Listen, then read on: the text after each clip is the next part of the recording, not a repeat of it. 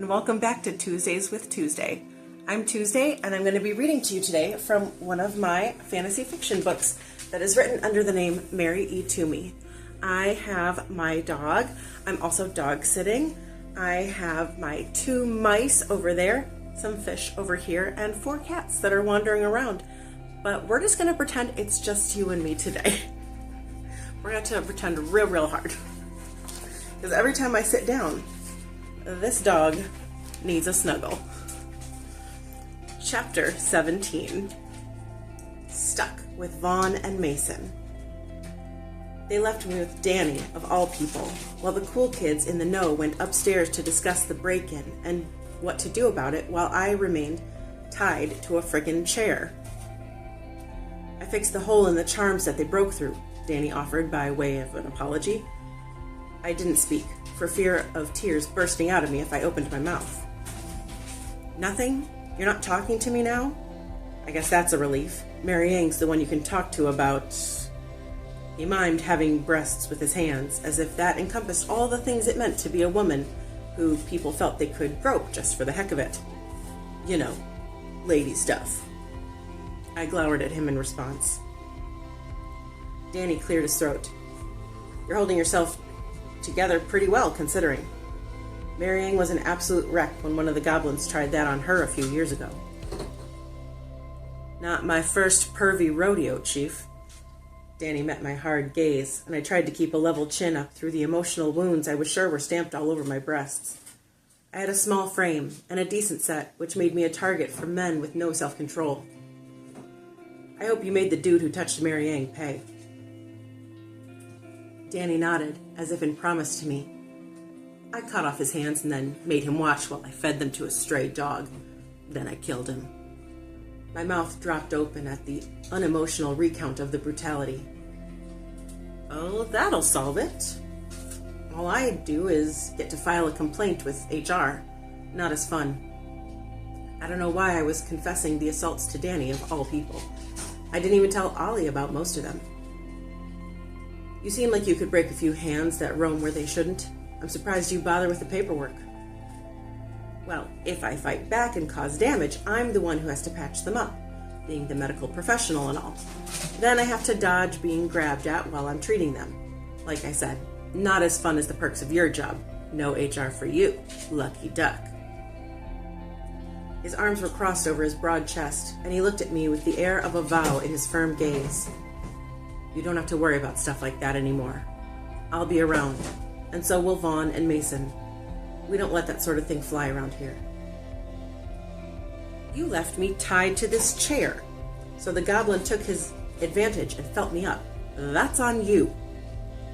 Danny paled, but said nothing to defend himself or apologize. In fact, Danny decided against talking altogether after that bitter dose of truth. It was a thing of mercy when Vaughn finally jogged down the steps, however many agonizingly long minutes later, cleaned up from his bloody fight. Sorry about that, mates. I'm back. Nothing like a good fight to start out the evening. Danny stood and left without a word to either of us. I couldn't tell if he was upset or if that was just his way. Still sitting down on the job, are ya? Vaughn kidded, and then slapped his knee like he'd made a hilarious joke. It's a good thing you're pretty. Help a girl out? Of course. He pulled out his knife, but before he cut me loose, he lowered his voice.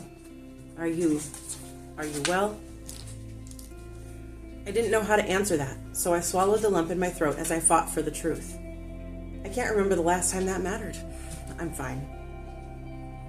I thought he was knocked out, and then when he got to you, I was wrapped up with Virgo and couldn't help you in time.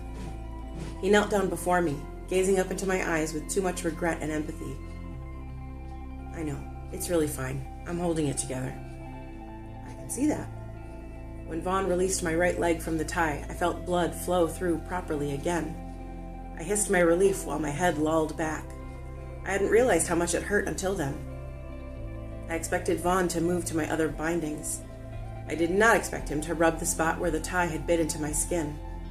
My leg tingled all the way from his fingers up my ankle and up to my belly. That same freaky piece calming my anxiety when he stroked my skin. That feel better? Yeah. I I bit down on my lower lip to keep it from trembling, my emotions swinging like a yo-yo on a frayed string. As he looked into my eyes, I felt like I could tell him the truth, that someone here might actually listen. Vaughn was my only shot, so I took it. I don't like this. Vaughn gazed up at me with understanding I didn't expect to see burning there. I get it. So let's take this one step at a time. This was all a little much, yeah? Yeah. I gulped, turning my face away from his. The golden and blue eyes were too earnest. The face was too handsome. I wasn't used to gorgeous men being that close to me or paying me such focused attention, unless I was holding a beer they coveted. You can start with my other ties and then tell me how I got here. I mean, from the beginning. Vaughn tried to hold my gaze, but I found I couldn't look at him for too long. It was like staring into the sun. He had the kind of face that made a girl want to spill all her secrets and then regret it in the morning. I couldn't live with another regret, so I avoided his blue and gold orbs like the plague, focusing my eyes on my lap and ignoring the heat that came from being watched so closely. Vaughn broke the tension with the tone of a patient educator. Ezra's been searching a long time for you, scouring websites and medical records, hoping for something to turn up so his daughter could rest for a day. Well, I've got to hand it to him. He sure fooled me. Not easy to do, so, congratulations to Ezra on being a super amazing liar. I couldn't keep the misery of betrayal from my voice. I know he must seem a monster to you. Vaughn turned my chin so I was looking into his eyes. The contact gave me that same almost high that erased my need to shirk from the simple touch. When he removed his hand, I quickly glanced downward. It was too intimate, too intense to have eye contact like that. But we'll all gladly be the monsters if it gives Mariang a fighting chance. Vaughn placed his hand on my knee and shushed me as if he was calming a wild animal. He tried to get me to look at him, but I remained stalwart. It's been a day, and believe it or not, you'll want us to get along. You want us to get along. I want to leave. Sure, I was being bratty, but I was their captive, so I didn't feel too bad about that. Vaughn examined my face as he rubbed the grooves on my right ankle left from the zip tie again. You and I've got a long road ahead of us, yeah? Best not jump ship till you know which ocean you're about to drown in. Dude, I've got no idea what you're talking about. Vaughn's hands were deft and strong, massaging my right calf in ways that made me moan pornographically. When my eyes met his on their way down from rolling into the back of my head, he was smirking at me. Of course, I stiffened and kicked out at him to shake his hands off me and knock the smug off his mug. If you want me to undo your arms, best not kick my best feature. He cut the ties from my arms, and it was as if I could breathe again. On instinct, my arms moved to cover my breasts, as if that would erase the pervy goblin's touch. What happens now? Vaughn glanced up to the stairwell behind me when he heard footsteps. Ah, just in time, Mason. I'm getting to know our new charge. Mason's thick eyebrows were pushed together as he took in the bindings on my arms. I thought you'd wait for me before you took her bindings off. He stood next to Vaughn's chair, observing my discomfort as he crossed his arms over his burly chest. He'd taken off his cloak and was dressed in a simple black t-shirt and black cargo pants that were tucked into his sturdy boots. He looked like a military renegade with his dreads pulled back into leather string. You'd rather I leave her tied up longer? She's clearly not a flight risk anymore. Vaughn was settled back in his chair across from me, but his eyes sparked with new life at having made a little progress. He pulled a cigar out of his pocket and took his sweet time lighting the tip, turning it slowly as he watched me sit there and do friggin' nothing. He took a few puffs and then finally spoke. I felt her panic. You? Mason nodded, his expression grim. I didn't hear anything, but I felt it first. Like something was wrong. I was already coming down to investigate when I heard her scream. Mason actually looked guilty when he spoke to me. I didn't mean to bond with you. It was odd to see the big, burly man appear a mixture of contrite and upset while he stood at attention before me like a soldier. I get it. How about you let me go home, and when you all need me to mind meld someone who's on their deathbed, you can hitch a ride and meet me there. I can still keep my job, I can still have my life. Vaughn let my hope simmer for a few seconds, considering the validity it held. It takes 8 souls per day to power the 7 nations of Tearaway, and we're painfully behind on that quota. So much that people are already dying all throughout Tearaway, have been for months now. Some of the nations are quite desperate, actually. My heart sank. I'm guessing this job will be more often than the once a year I can stomach dealing with it all?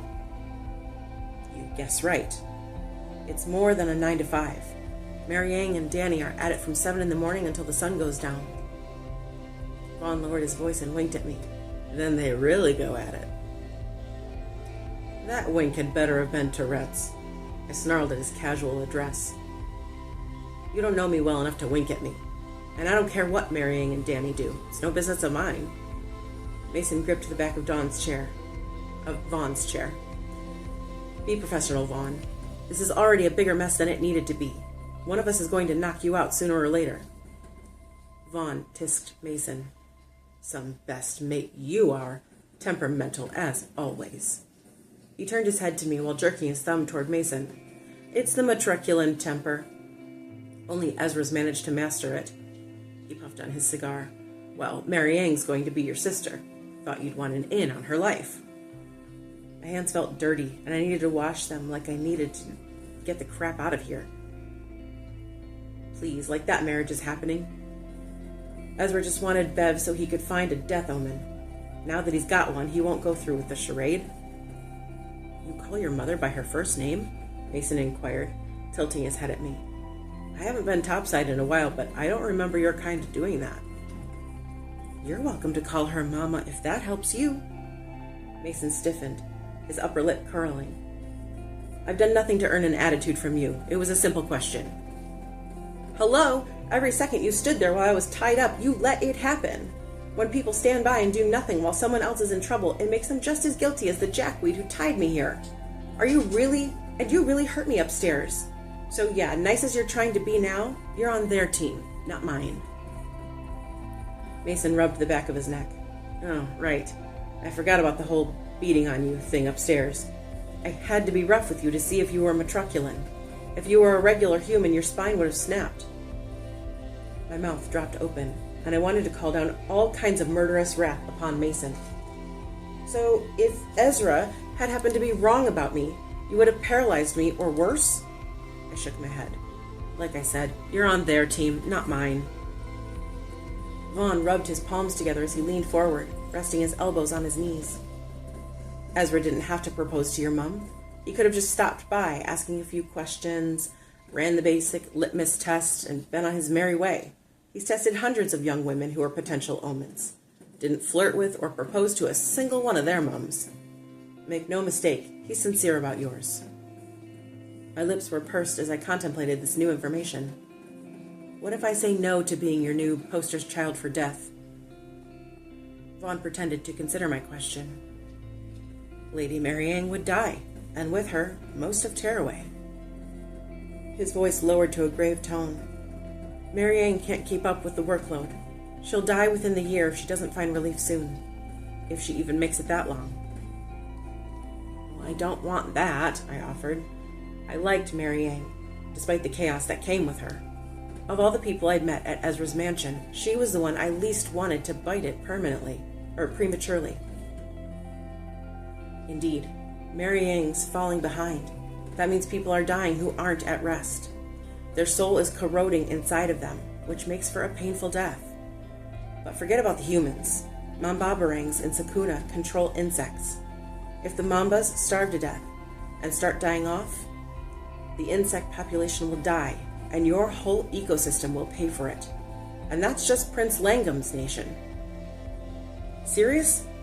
That's a lot to process. Indeed. No matter how you slice it, you are needed. Whether you stay for us or stay for the humans, I don't care. But unless you want to watch your planet and the people around you slowly wither away in their pain, then you have to step up. I lowered my head, trying to wrap my mind around it all. There's no one else? Mason closed his eyes. You are going to be the death of me. This is why. This is why I don't live around other people. Selfish to the last drop. Selfish, I postured. Wanting to live a normal life without tearing people's souls out of their bodies is not selfish. Vaughn scoffed at his friend. Were you sunshine and roses when she accidentally bonded with you up there? You punched a hole in Ezra's wall. You were positively distraught over having to give up your life for this. It's not selfish to ask if there's a way out of giving up your life for a cause you didn't even know about a week ago. Ease up, Mason. You haven't been around sentient people in a while, and you're starting to come across like an arse. Mason exhaled and rubbed the back of his neck, losing a little of his bite. I guess that was a little harsh. Vaughn sighed, and it was a weighted sound that made me pause my anger to listen.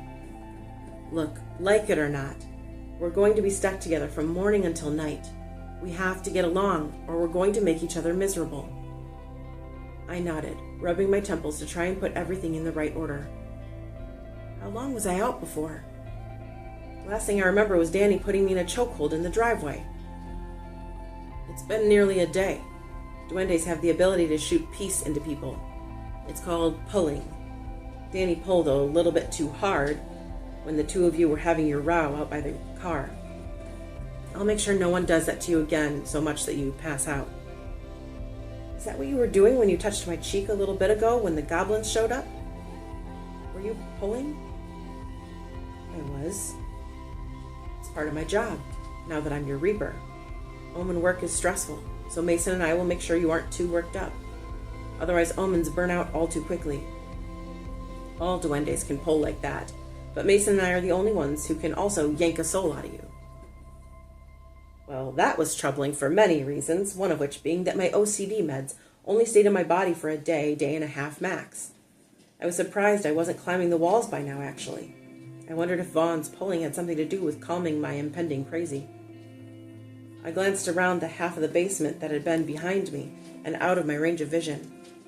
My skin went cold when I saw a square cell in the corner. The tall steel bars and cement floor let me know that I wasn't the first they'd held prisoner. Why do you have a jail down here? Vaughn waved off my concern, puffing on his cigar. Oh, that's not for you. That's mine. It's for when I get out of sorts, like when delicious peaches come waltzing into the mansion, bleeding all over the place as you are now. Vaughn displayed his cigar to me. These help. I don't know if it's the oral fixation or that they relax me, but I'm not going to bite you. I'm 80% certain. 70 if you keep up that bleeding you're so stubbornly fond of doing. Mason groaned while I narrowed my eyes. Hilarious. You know, I can feel her anxiety building from here. I'm not sure your jokes are helping much. His large hand swept out in my direction. I hadn't realized he was about to say something and was only gesticulating, so I flinched at the close proximity of a hand flinging out toward me. Mason stopped, taking in my obvious mistrust. I wasn't going to hit you, honest. He wiped his hand over his face. Believe it or not, I'm not the bad guy. I shot him a dubious glance. You tried to snap my spine. Spin that abuse excuse garbage elsewhere. Instead of arguing his point, Mason surprised me by hanging his head in shame. You're right. Ezra wasn't pleased with my methods either. Tearaway is desperate, and I'm afraid I've become the heartbeat of my homeland. I should have explained things to you first. It does nothing now, but for what it's worth, I am sorry I hurt you. I shot him an appraising look and a nod as I mulled over the apology I had not been expecting. Now that I'll accept. Can you keep your Hulk rage under control? He seemed confused at my terminology, but understood the spirit of it well enough. Absolutely, my lady, as you command it. He tucked his arms to the small of his back, his feet shoulder-width apart, and his chest puffed like a soldier facing his commander. My eyebrows furrowed at suddenly having a soldier address me like I was someone in charge. I acknowledged his professional address with a wary bob of my head. And we can be cool, I can let it go, and we can start over. No more hurting me, and no more tying me to a chair. Those kinds of things should go without saying. I watched them give their consent, relieved we seemed to be making progress. Though I'd been fighting to get out of the chair, I felt like I needed to remain seated to collect my thoughts and rest my unsteady legs. I pursed my lips as I thought over how to word my next fear. I leaned forward, resting my elbows on my knees. Vaughn mirrored my body language and waited for me to speak. Danny, he kissed me when he was trying to suck the life out of me. My face soured. That sounded bad. You know what I mean. I cast them both a sidelong glance that held too much apprehension in it. We are not doing that. Mason looked horrified. I mean, he had to have been a decade older than me. But still, I felt like it needed to be said. Of course not. You're practically a child. I glared at Mason. I'm 22, I'll have you know. What are you, like 40? This brought about a miffed look from the Viking. I'm 31, and much too old to bother with children. Vaughn's laugh started at his toes and traveled up his quaking body until it birthed from his sculpted lips. He threw his head back and palmed his stomach as he leaned back in the chair. Oh, I needed that. Thanks. It was getting too serious in here. He winked at me and I wanted to slug him. We're going to have some fun. I'll remember you said that when you're begging for a kiss once we get to know each other. I mimed barfing on the floor between us. At least I know you're a happy delusional loon. Much better than the unhappy kind. You'll be my work wife. I do what I want when I'm off the clock. You can too. Be my guest. Just keep your STDs on that side of the room and we'll get along swimmingly. I pointed to his eye with a shaking hand. And that had better be a seizure, that wink. I thought we talked about that. Vaughn blew me a kiss, and I wondered if this kind of charm served him well in the past. He certainly seemed married to his rakish personality. Oh yeah, we're gonna have some fun. I heard heavy footsteps behind me descend quickly in our direction, followed by a horde of flies that made my heart race anew. I stood to make sure no one got any bright ideas about tying me to the chair again. It was the mud man, still bare-chested and barefooted. This is taking too long, he bellowed, standing between the two guys and me.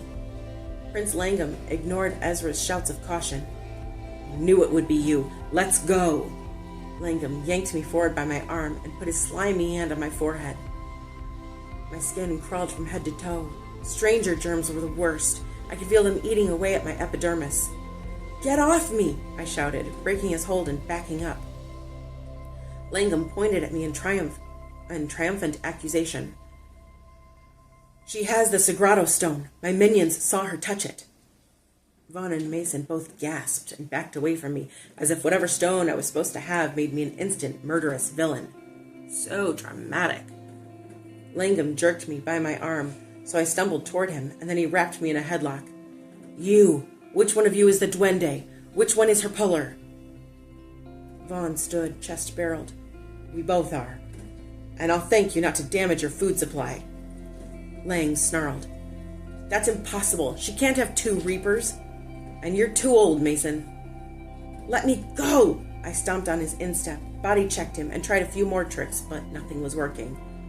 Mason lunged for Langham like the wild man he was, but the mud prince held me tight and reached out to grab Vaughn's arm before he shouted, Alisna! Before Mason could pummel him. I screamed when the floor collapsed beneath me. I disappeared through the concrete with Langham's hand on my forehead and Vaughn reaching out to me as the two of us were pulled under by the Mudman. Thank you for letting me read chapter 17 to you. That was a bit of a longer chapter, but I very much enjoyed reading it to you and spending time with you.